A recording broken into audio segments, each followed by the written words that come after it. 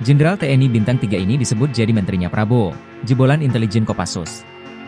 Nama Letnan Jenderal TNI Yudi Abrimantio disebut-sebut satu di antara beberapa tokoh yang dipanggil Presiden terpilih Prabowo ke kediamannya, Jumat, 27 September 2024. Dilansir dari tribunnews.com, diketahui Kepala Badan Intelijen Strategis TNI ini mendatangi kediaman Prabowo di Padepokan Garuda Yaksa, Hambalang, Kabupaten Bogor, Jawa Barat, jelang pelantikan Menteri Prabowo Gibran.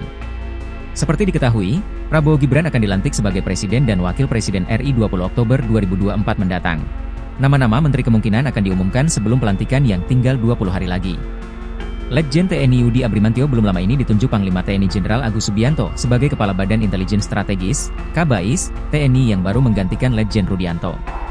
Jenderal TNI Bintang ini merupakan lulusan Akademi Militer 1989. Dia prajurit infanteri Kopassus TNI yang banyak berkarir di dunia intelijen. Sebelum ditunjuk sebagai Kabais TNI, Yudi pernah menjadi anak buah Prabowo Subianto di Kementerian Pertahanan, Kemhan. Yudi menjabat sebagai Kepala Badan Instalasi Strategis Pertahanan Kementerian Pertahanan, Kabinstrahan Kemhan. Yudi tercatat pernah menjabat sebagai Paban Utama A5 Dit Abais TNI pada tahun 2016 hingga 2018. Pada tahun 2021, ia dipercaya untuk mengisi kursi jabatan sebagai Kabinstrahan Kemenhan. Barulah di tahun 2024 Yudi berada di puncak karirnya.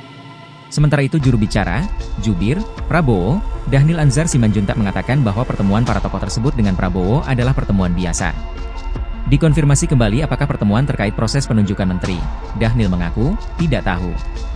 Dia menegaskan bahwa pembentukan kabinet atau penunjukan menteri ada di tangan Prabowo.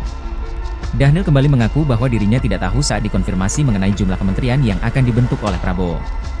Dia hanya menegaskan bahwa Prabowo sudah mengantongi sejumlah nama yang dipertimbangkan bakal menjadi pembantunya di pemerintahan mendatang.